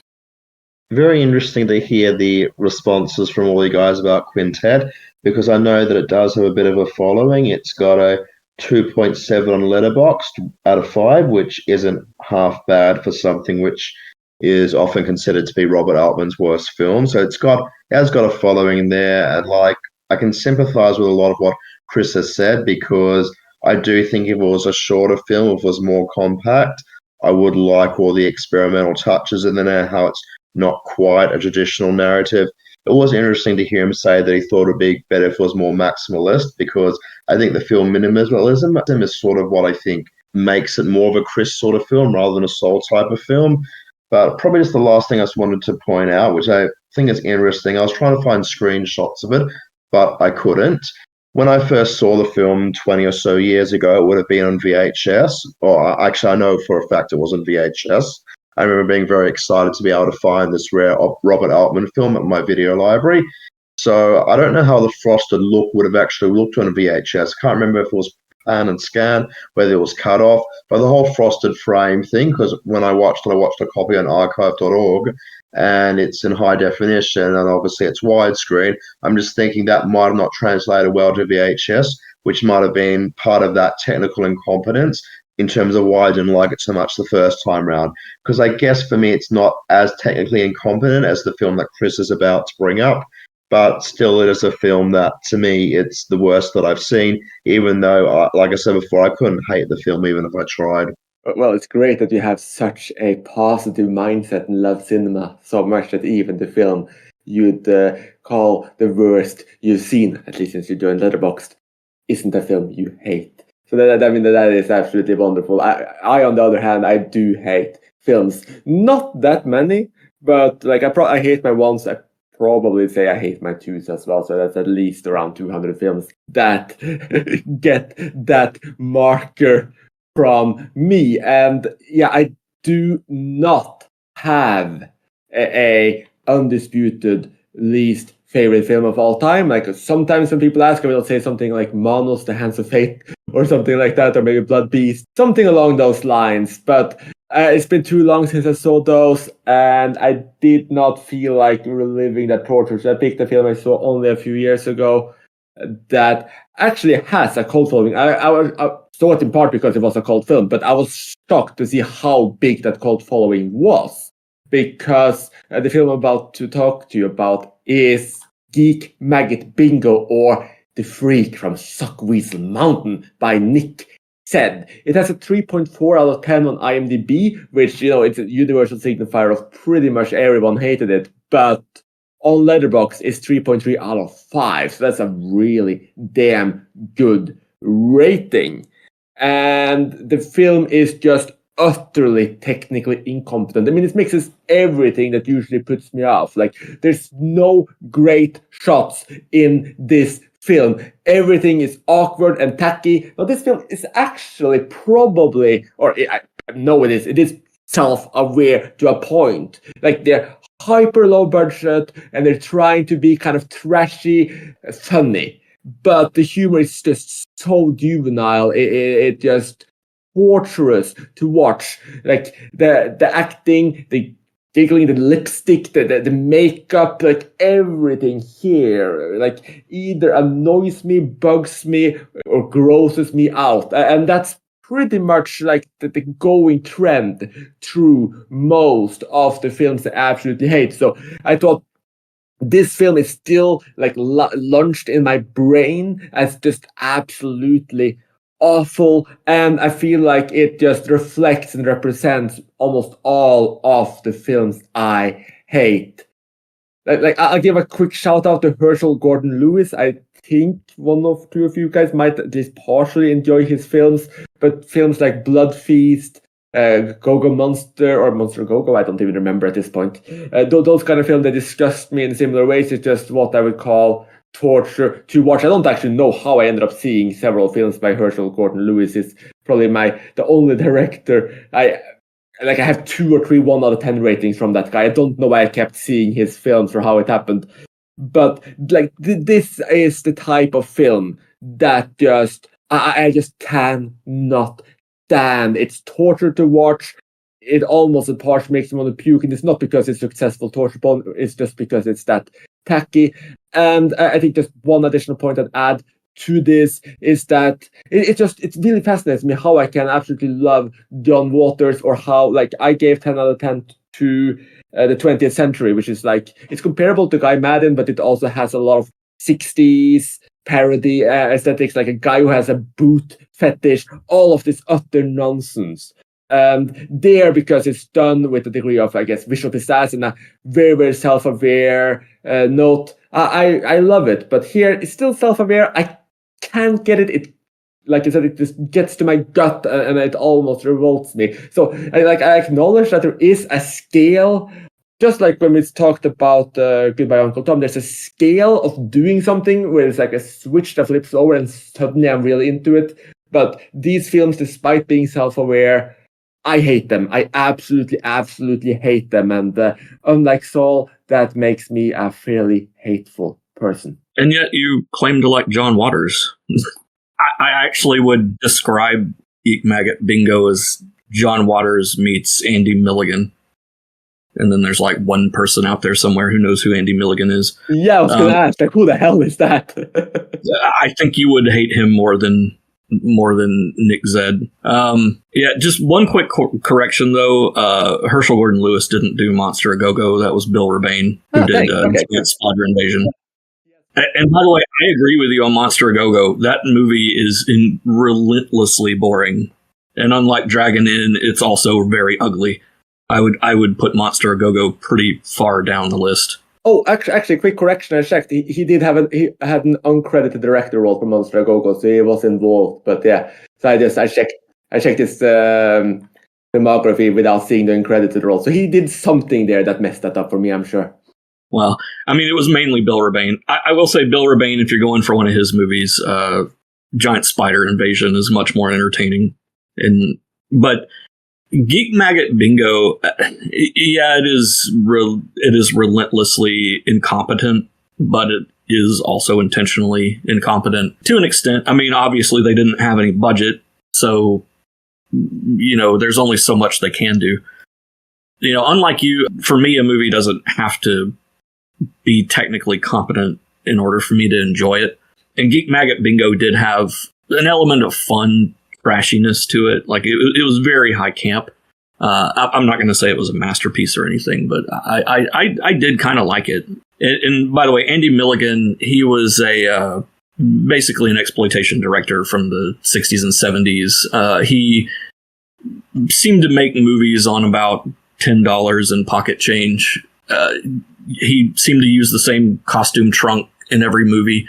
He liked to make period pieces. Even though they were wildly beyond his reach, his actors were way over the top, incredibly melodramatic, and he would randomly shoehorn horror elements into some of them. I think maybe more just to get people to watch them, because he did make a couple of just straight up melodramas that nobody watched. But yeah, he's pretty awful. There are a handful of his movies that I've kind of enjoyed, but I would say in general, Geek Maggot Bingo is more entertaining than most of them because of that John Waters trashy campiness aspect to it.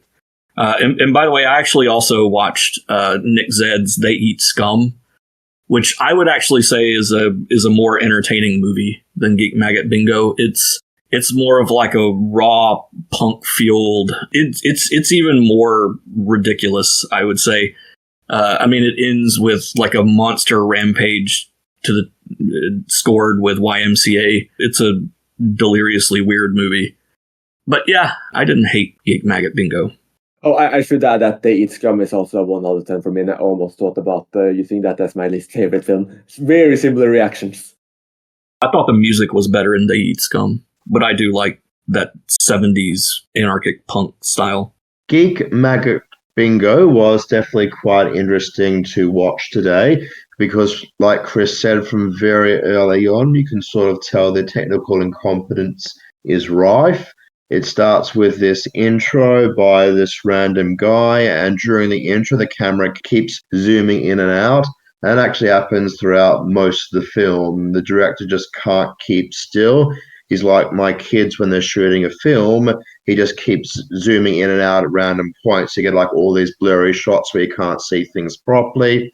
The sets are also mostly painted on, so like they're painted on walls, which gives the impression of the film being a high school play that's been captured on film.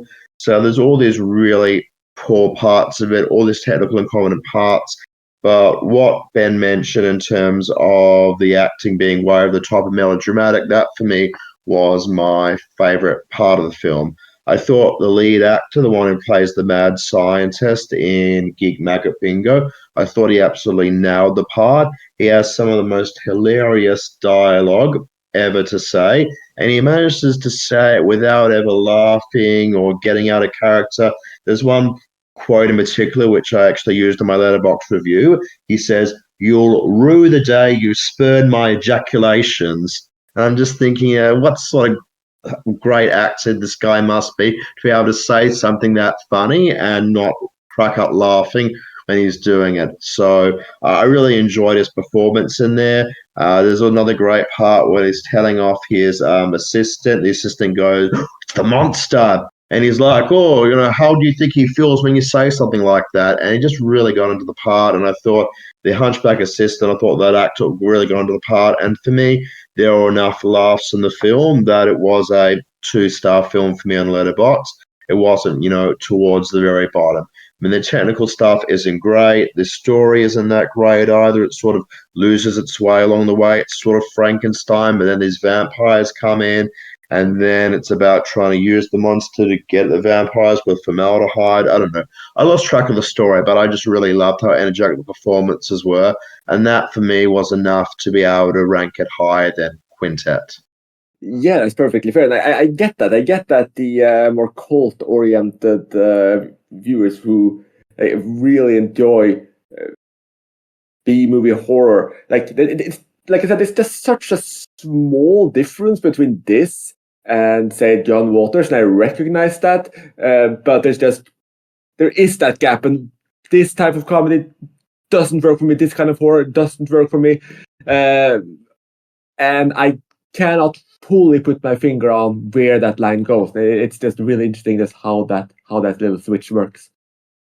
If I could break up a related topic, the issue of technical competence, and I gather that's part of the reason that some of us here dislike Geek Maggot Bingo. Maybe not the only reason. I myself have not seen the movie, but what I find interesting is if you look at like lists of worst movies ever, and there are a bunch of lists out there like that, you'll find a ton of movies that are reviled for their technical incompetence.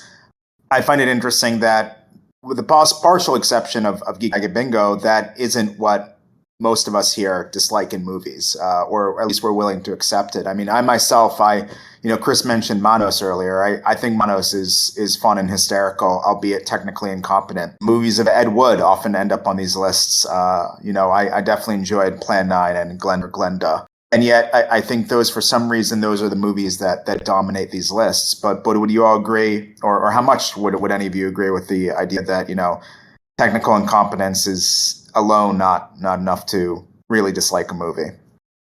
Well, for me, I would say that technical incompetence is the main reason I will usually dislike a movie that badly.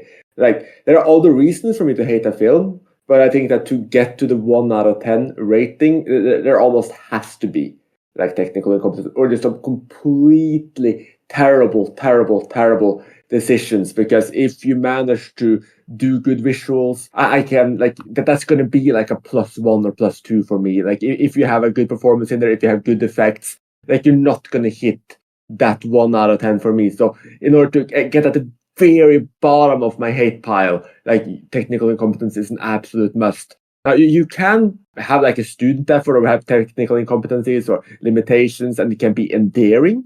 Like there are films I enjoy that I know are like super lo-fi, but they're so charming and enjoyable that I guess I kind of outs me as a trashy horror fan, like since that's charming.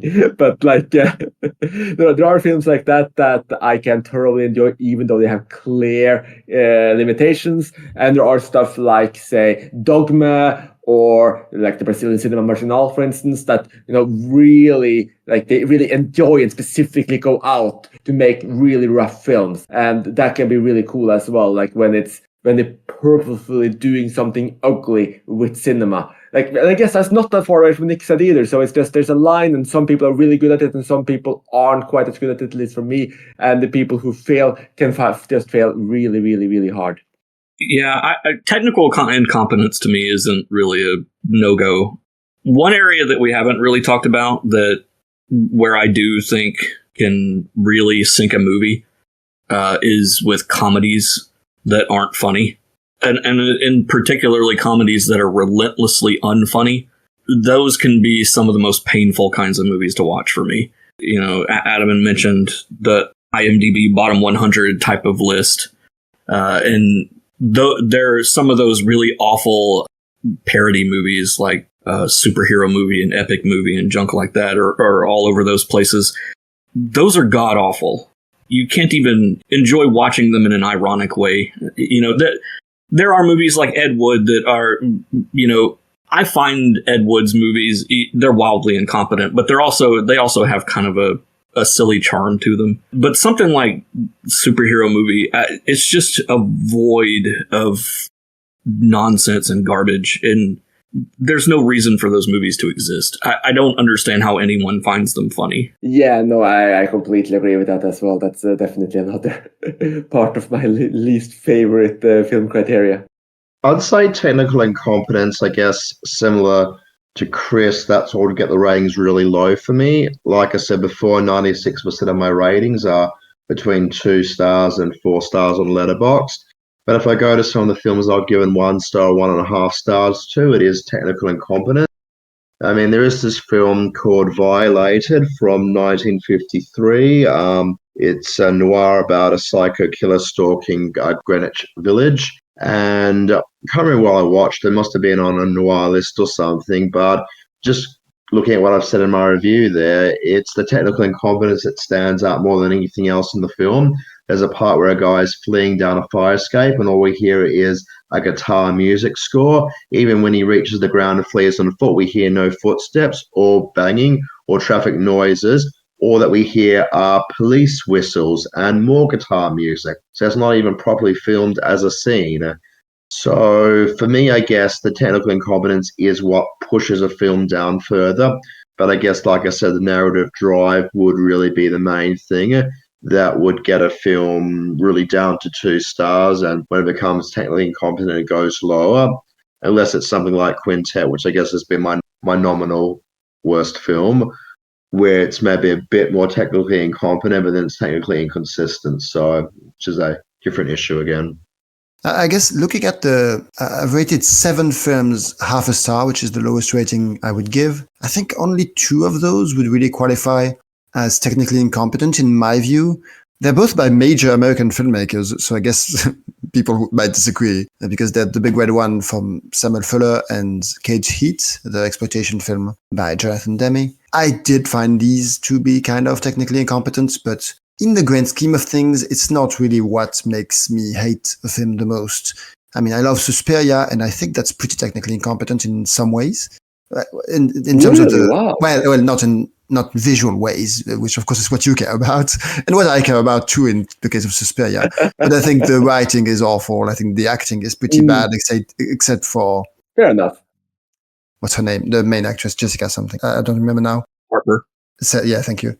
But anyway, so yeah, to me, technical incompetence is not that terrible in and of itself. It can still lead to great things. That's not the main factor, but I kind of struggle to see the main factor looking at the films I've rated so low. And this is really interesting discussion as well, because we're kind of talking about specifically technical incompetence, and some of you don't really care that much about it, while some of us do. But like, we all revealed one film each that we thought like emblematic of what we would consider the worst film ever made, even though some of us just picked it as a representation. But are there films you think are at that level or as bad for completely different reason? I mean, Adam brought up date movie, etc. already, but like, are there films that you hate for completely different reasons than the ones you have expressed so far?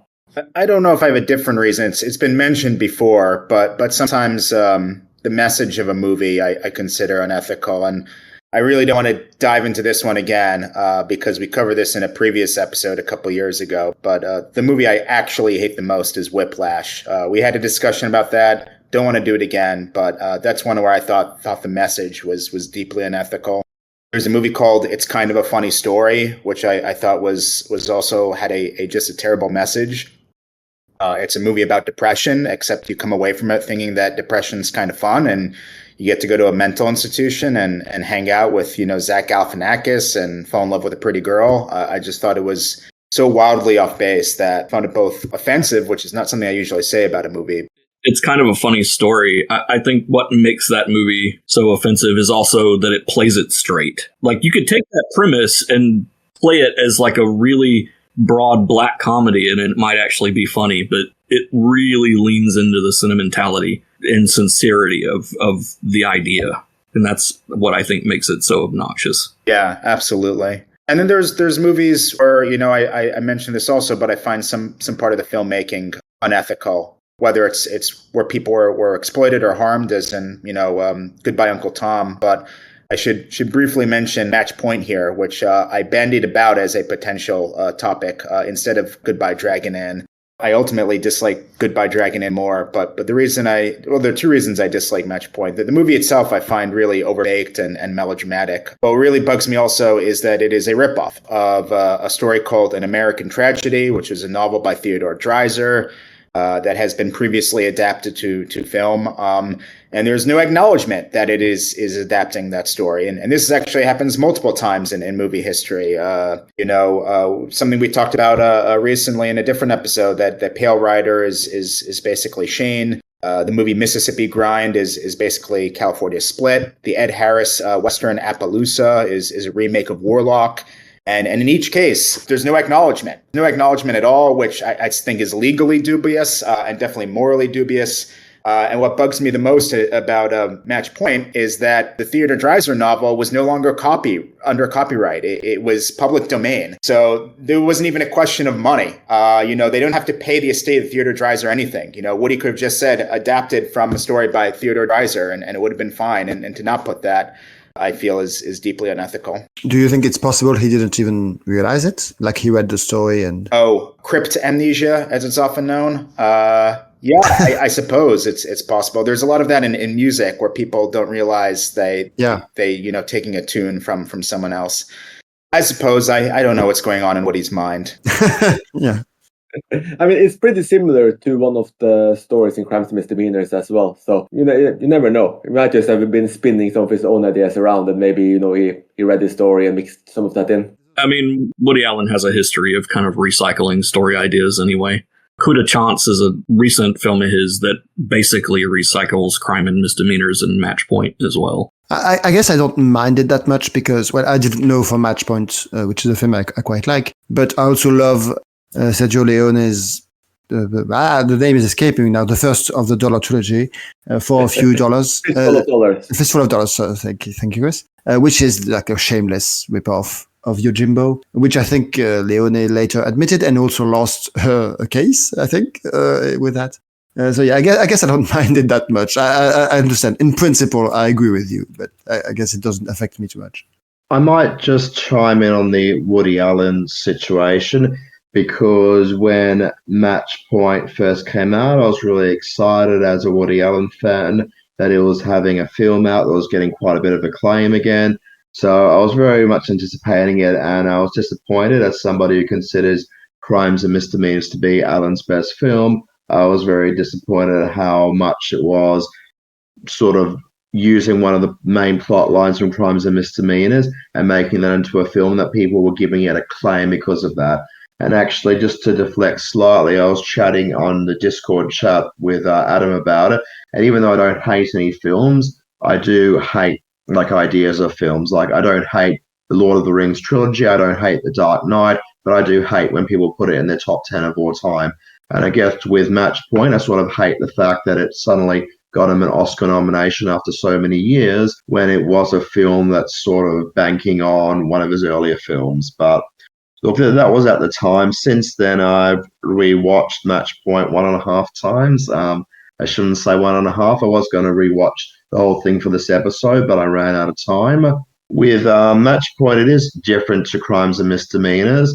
Not just because it's only using one plot, but also a lot of the film is about chance. So he keeps talking about chance and the sort of like the idea of the match point of the court. So it's a bit different from Crimes and Misdemeanors, which is more sort of focused on morality and having like two people do different things. One's a misdemeanor, one's a crime, and how they actually it's a felony and how they feel differently about it. But with Woody Allen, it's his whole filmography is about murder and getting away with murder and justifying murder. I mean, his whole filmography might be an exaggeration, but all the way back from Love and Death, you've got that whole subplot about trying to kill the guy. And then even in Sleeper, which came out 2 years before Love and Death, you've got the president in the future, and they try and kidnap his nose, and about killing the president by trying to kill the nose, which is the only surviving part. So it's running throughout his filmography. Crimes and Misdemeanors was the first one to get it really big, but then we had Manhattan Murder Mystery, had Bullets Over Broadway. More recently, had films like Coup de Chance, which is excellent, and Irrational Man, which is also excellent. Even Scoop. A lot of Woody Allen's are about murder and about the people who've committed the murders justifying the murders. So even though Match Point really at the time, and I hated I was getting all this acclaim for what I felt was ripping off Crimes and Misdemeanors, I think it's just a fascination throughout Woody Allen's filmography. And I guess, for me, he's mainly just recycling the same sort of ideas, but in ways that I do continue to constantly find really interesting because, yeah, his murder films, for me, are definitely philosophically much more interesting than some of the other more fluffy stuff that he does in between. So, Mathieu, what are there any other reasons why you would hate a film other than just feeling morally appalled? Yeah, I guess, again, looking at the films I've rated the lowest, I'm seeing one of them is actually quite a well-regarded film. That's Une Chambre en Ville, the Jacques Demy musical. And I also quite dislike Les Parapluies de Cherbourg. I guess they're more like an example of a style I dislike. And so Une Chambre en Ville is worse, so I rate it lower. But it's just the whole thing, the whole continuous singing. It's just something I inherently don't like. So I guess there's nothing to say to me about that movie much, about those movies really. It's just there's a strong artistic choice being made and I cannot go along with it. That's one thing. And another one would be like there's a couple of recent French movies. I can name them, but they're named L'étudiante et Monsieur Henri, Cigarette et Chocolat Chaud. They're pretty unknown. I saw them randomly in the cinema, and I think they're just like aggressively mediocre is how I would qualify them, to the point that it makes me angry. Right, when a film feels like it is a waste of space, a waste of time, a waste of resources. Just a waste. I guess that's a category that films that like irrationally anger me because I feel like really that's what you chose to do with your time and your money. It's sad. Mediocrity saddens me rather than angers me, but I do get your point. What about you, Ben? Are there any other reasons why you would hate a film? Yeah, well, I mentioned Andy Warhol earlier, and this also kind of ties in with that manipulation aspect, but also boring. It's combining the worst of both. As a whole, Warhol, I feel like, just has an intense contempt for his audience. I feel like there is an element of pretension there, but also contempt, and that combination to me is just poison for a film. I feel like Warhol basically creates things to torment people under the guise of creating art. I find it very hard to believe that he personally believed that filming the Empire State Building for 8 hours was an artistic statement of some kind. I think he did it intentionally to screw with people. And some of the comments I've seen from Warhol, some of the interviews he's done, just reinforce that he just does that. He would do things to screw with people. And most of the movies he was involved with are just ramshackle, boring nonsense. Lonesome Cowboys is easily the worst Western ever made. I mean, it's just god awful in every aspect. Poor acting, technically incompetent. The script makes no sense. It's awful. And, I mentioned Sleep earlier, just as an example. At least Empire has like a vaguely scenic view to look at. It's kind of like James Benning's wallpaper movies. But Sleep, you're just watching a guy sleeping around 3 hours in, and he rolls over and you see his butt crack, and that's about the most exciting thing that happens in that movie. It's terrible. I intensely dislike just about everything Warhol does. With the exception of some of his collaborations with Paul Morrissey, I think when Warhol himself is not at the wheel, I think there is some potential there. It's ironic because I really, really hate Paul Morrissey. Well, I don't hate, but I'm really, really disinterested in Paul Morrissey's films as well. I mean, I dislike most of them, but I actually kind of enjoyed Blood for Dracula. Mostly just from Udo Kier's over-the-top performance in that. Yeah, I can see that. I'm not a fan of any of those, but as you know, I'm not a huge fan of that kind of cinema in general either. But no, yeah, Warhol is not a director I have any real interest or passion for. To perhaps the shock of people who might accuse me of liking boring films. I have still not seen Empire, and I have no intention of doing so. I've not seen Sleep. I have no intention of doing so either. So that's, I guess, what I'll have to say on that matter. And I'll bring up another experimental artist a bit later too that actually has 1 out of 10 rating for me as well. That might shock some people. Is it Godard? It is not, but it is a person we made an episode about. I see Adam is typing in the chat here, reveal it, but I'll let Saul speak first. And then I'll, I don't know, sound off, I guess the word is.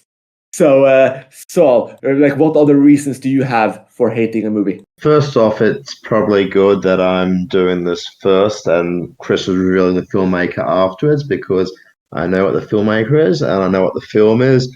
And it's actually my least favorite film. So if you had to choose one from that filmmaker, I guess it's good it's that one. That's a 1 out of 10. Moving on to the question at hand, what else would make a film really poor for me? I wouldn't use the word hate. Again, like I said, I dislike some films, or I think some films are poor, but I can't really use that word hate in there. Other reasons why I dislike films beyond technical incompetence and lack of narrative drive, which are my 2 main things. The other ones for me would be predictability, and I guess if something's plainly unfunny. And I get it's really hard for me to say because we did do the Is Comedy Universal podcast, and I was the biggest supporter of comedy in there because I think a lot of comedy is very, very universal. But just looking at, because Chris asked us to come up with some really acclaimed films that we gave low ratings to, and the ones that I came up with these are all 2 out of 10 or 1-star films for me. Caddyshack, Planes, Trains and Automobiles, and Scrooged. I think the biggest issue with Scrooge, the Bill Murray movie, is it was just so damn predictable where it was going, because it's obviously riffing on the Scrooge tale itself. So I don't know, I just didn't find it very funny at all. Caddyshack, I don't know, you've got this clash of different styles. You've got 4 different comedians, all different comedy styles, and you've got this insane puppet gopher which is apparently meant to be funny, but it looks so fake that I just don't understand why that film's got high ratings at all for me. For me, that was a clear 1-star film, and yet it's extremely acclaimed. And Planes, Trains, and Automobiles, I just found incredibly mean spirited. Actually, that's probably another thing there. Films that are mean spirited or feel bad films, I don't tend to like a lot. I don't know if I necessarily be the films I'd give 1 out of 10 or 2 out of 10 to, but definitely Planes, Trains, and Automobiles. It's all about all these terrible things happening to this character. It's meant to be funny, and I don't really find that funny. When a film's a whole catalogue of adversities, one person going through one terrible thing after another, after another, after another, it just becomes repetitive for me, and I just dislike it. I don't really see the artistic merit in showing a film where just bad things happening to the person again and again and again. It's not funny, it's not interesting, it's not clever, just having a catalogue of bad things. Films where everything that can go wrong does go wrong, that for me generally doesn't work. Except in silent comedy, you seem to enjoy. Like Buster Keaton, a lot of his films are built around that kind of thing. No, I know what you're saying, but the Buster Keaton films, they aren't really like dipped in misery. It's not really about Keaton being miserable. I mean, part of that's to do with his past performance, but I'm just thinking about Our Hospitality, which is the most recent Keaton feature that I've rewatched. I mean, yes, some bad things happen to him, but he remains pretty much in good spirits throughout. He keeps, jumping and going in and out of the house and, dressing up the cow in a dress and everything. And it's still very upbeat. But for me, Planes, Trains, and Automobiles was a very miserable film, and a very miserable film that was trying to position us to laugh at the misery. I mean, I guess I sort of prefer Caddyshack in that sense, that it wasn't so miserable, even though it just makes me slap my head when someone will say it's their favorite sports film of all time. Yeah, it's just beyond my comprehension. Yeah, that's interesting. I mean, I like Plane, Trains, and Automobiles. I didn't think it was overly mean-spirited, but I can see why you think so. And it's interesting to just highlight all of these comedies that I thought were pretty okay to good as being that terrible, but it's definitely interesting. For I can just reveal right away that the film I'm talked about earlier, that is the film by a director we have done a podcast about, where I was fairly positive, but I think I might have hinted how much I dislike this movie, is Michael Snow's Restaurant Central. Like, this is an experimental film, and it's one of those cases where I just don't accept or agree with essentially the whole purpose for the film even existing. Like, the premise gives me no joy or interest. It's a bit like we talked about with Empire, for instance. Like, what was the purpose of this? So essentially what Michael Snow did was that he built a kind of robotic arm of sorts, or a mini robot. It has a camera on it. He essentially developed a code for it so it would move, and then pretty much like it was a drone, or not a drone, but that's like one of those robots on Mars. Essentially, it just films around it in random actions. It's set in the middle of a forest on a mountain of sorts. It kind of just films the same area, like just films, spins around, moves, and that's it for 3 hours. And yeah, I just don't see anything enjoyable in it. It doesn't have striking visuals, which is what you should go for. Like, it's just an experiment for the sake of an experiment. I get that people can enjoy that experiment. I heard some people talk about how it feels like an alien device landed on Earth, and these are the images it sends, for instance, and they're loving it for that. Like, that's well and good, but this is just one of those films I see nothing in. And I do have a few experimental films that didn't work for me at all either. Like The Heart of London is another fairly respected one that I have very, very, very low. And since everyone's revealing really popular films they hate, I hate Zulawski's Possession.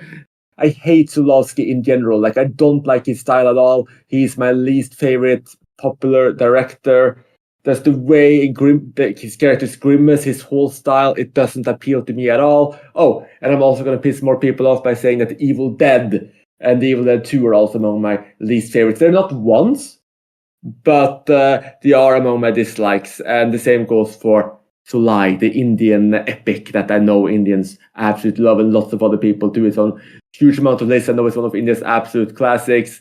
That's a 3 for me, so it's not really in the hate category, but that's probably the most popular film, or at least most acclaimed film, because it's so high on so many lists that I just don't like at all. So that's some pretty big reveals from my side, and I can even see that Ben in the chat here is writing, bro, when I talked about my hate for Zulawski. Maybe we'll do an episode on him at some point where I can just share my hatred more and more and be torn to shreds by his fans. Who knows? I mean, I totally get the dislike of Zulawski. He's a very maximalist in his acting direction, especially. As far as grotesque, I mean, I don't really see that a whole lot. Possession's pretty tame in the overall horror canon. But just because not really in blood, more in just the facial expressions, and like it's like grotesque performances. It's definitely a choice, and it's a bold choice. I definitely get why a lot of people wouldn't be drawn to it. I find it fascinating what he does. The Evil Dead, though, come on, that's a classic. But see, I've got a bigger bomb to drop, I think, than you do. I really dislike Jean Dillman. Oh because my! it is a boring ass movie. There is no tension. I 100% get what it is saying. I get the entire point about it, but it is so damn boring. There's just literally nothing happening. No one disagrees that nothing is happening. It's just the people that love it. Their point is that the whole point is that nothing is happening. Well, it's a bit of a thriller as well. Well, Saul's saying, well, that's not a controversial view at all. Well, maybe to the general populace, but in film-going circles, I mean, it's number one on Sight and Sound. It's to say that you dislike the number one movie according to film critics polled worldwide is fairly kind of, now, like my cousin in Alabama, yeah, they're going to hate it. They're going to hate Jean Dillman, but they're also going to hate 90% of what we've been talking about in general. So, I really dislike Jean Dillman and really Chantal Akerman in general. I've never seen a movie by Chantal Akerman that I would say I actively enjoyed. Hotel Monterey is up there with James Benning and as like a wallpaper movie that I don't understand why it exists. It's relentlessly uninteresting. I don't know. Actually, no, I take that back. Is it 80s Chantal Akerman's musical? I did actually like that one. It's the one time where she seemed to have like some life in her direction. I don't know. I really do not like her films. I would have expected this from Adam, not you, after what he said about Psy. But no, I get it. I mean, I love Chantal Akerman. She's one of my favorite directors. I prefer News from Home to John Dillman. I prefer a couple of others to John Dillman as well, but John Dillman is a favorite of mine too. I mean, I wish Matthew was in this episode now, because Matthew Scott was meant to be part of it, but he couldn't due to scheduling issues. And he saw that film, I think it was at BFI South Bank, after it won the poll in a completely crowded cinema, and like people were gasping and being super involved in the film. Did people bring potatoes to peel? Ooh, maybe. But no, but I'd love to have Matthew's views on it. I know he rated it 10 while I gave it a 9. Yeah, but too bad he's not here. But yeah, no, I mean, I get it. I get it with Oslo cinema, to be honest. I get it with Tar. I get it with Psy. Like, I love these filmmakers. Chantal Akerman is actually... probably my favorite of those, so I really love Psy as well. He's just gotten a bit less interesting for me over the years. But... I mean, whenever you do slow cinema, a portion of the audience is going to drop off. So I'm not too shocked or offended by that. It's supposed to have... would you say that John Dillman is one of the worst films ever made, or just a boring film? Well, I mean, like I said, I don't really declare things as the worst ever made or whatever. Yeah, did I enjoy it or did I not in some capacity? And Chantal Akerman, I just do not enjoy. I mean, I guess you could watch A Couch in New York. That's delightful. Like rom-com with William Hurt and Juliette Binoche. But no, she does have a couple of these comedies, but no, that's not really what she does best. No, I get it. I'm not going to harp on you for that. I do agree with you, Chris, about Possession. This is going back a few minutes ago now. And Zulawski, or however you pronounce the name of the director, I absolutely hate what he does with his actors, getting them to screw up their faces as much as possible. To me, it's extremely distracting and it actually takes him out of the universe that he's able to otherwise create through some really innovative camera work. With the Evil Dead films, I think a lot of it's about seeing it with the right expectations. I know with Evil Dead 2, when I first saw it, I wasn't prepared for it to be a comedy, so I really hated it, but I actually liked it more the second time around, going into it knowing that this is going to be a comedy. It's not really going to be so much a scary horror film. I'm not sure, again, what you really dislike so much about the first one. With the Central Region, look, it is my least favorite Michael Snow film. I don't think the length is justified for what he does, but I think what he does is incredibly interesting because it's the fact that you've got this footage there coming from all these different angles, but it's also the way the footage is presented to us. So sometimes it's upside down, sometimes it's the right way up, sometimes the camera goes this way, sometimes the camera goes that way. And it's just the fact that it becomes like an absolutely blur after that. It's actually a really interesting, disorientating thing that you have watching it. It's playful. It's what Snow does is his best. He creates playful experimental films, and it's sort of like playing around with our perception of what we are seeing and what angle we're seeing from. And I think there's also changes of time of day in there. So it's more than just the camera doing random weird things. But I would agree that 3 hours of it is too much. So like Quintet, I guess, in a way, although I dislike Quintet, I don't really dislike Central Region. It's the fact that it's going on for that long, which brings it down for me rather than the concept of it itself. Yeah, actually, just one quick thing.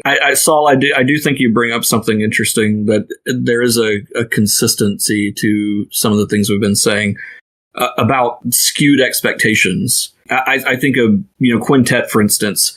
A lot of people see Robert Altman post-apocalyptic sci-fi, and there's a certain expectation that may be conjured in your mind that I think that's going to be this.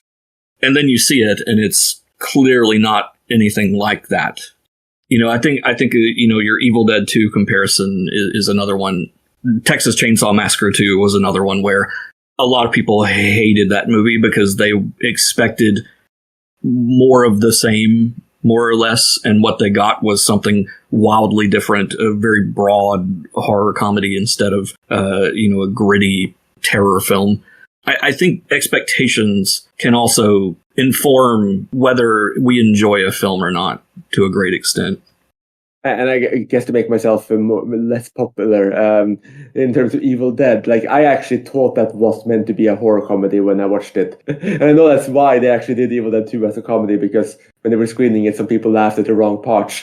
There's a little bit of comedy in the first movie. It's definitely more overtly a horror movie than a comedy. But I actually did like Evil Dead 2 more than the first Evil Dead because it lead into the comedy more, and then I actually quite like the third one. I actually didn't hate the third one.